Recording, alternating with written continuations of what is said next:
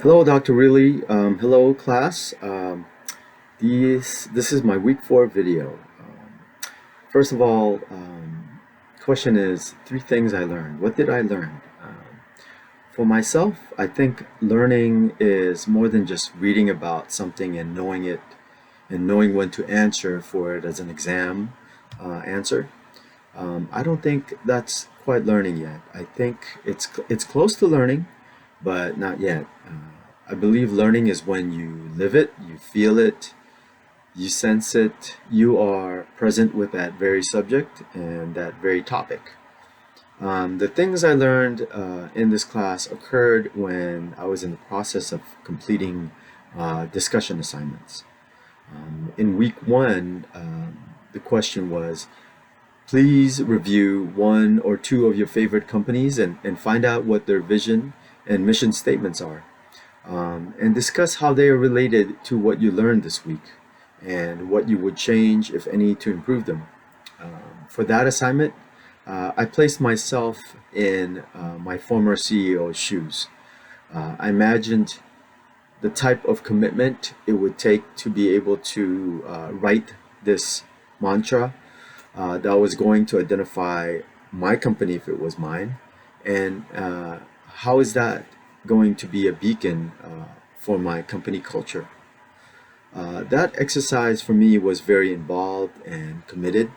Ben Roth, my former CEO, was a very passionate man. And I can see and feel where he was coming from when he wrote his mission, vision, values. So, from an outside person looking in, however, I can see how it may have been an overpromise, under-deliver condition. But from Ben Roth's perspective, he really was aiming for the stars. That's how he saw his company.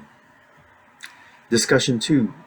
You ask, look for a very compelling strategy as low-cost leadership, differentiation, market segment, niche, innovation, etc., that you learned this week, and describe the strategy and why it is successful to that particular business.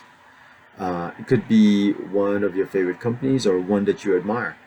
Again, for this particular assignment, I took a very personal approach in my learning.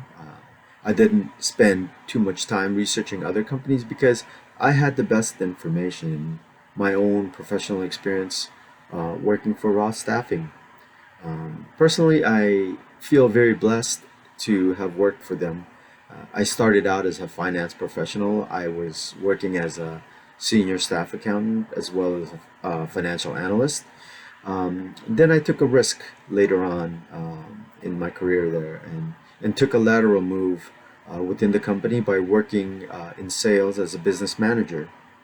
Um, why I did it, for me, I needed to understand the whole concept of business. My job at that position as business manager was to procure business, procure partnerships with companies who had staffing needs and in their finance departments. I also had to recruit and interview potential candidates for these jobs in the finance departments. So I had firsthand experience trying to help accountants, CFOs, controllers, and helping them conduct these video interviews. So I got to experience this new concept of personnel recruiting play out right before me. I got to see and feel the excitement of the hiring manager wanting to see a particular candidate. I got to see and feel the elation of the candidate who worked so hard at school, at their previous jobs, at their interview techniques, finally get a call from the company of their dreams.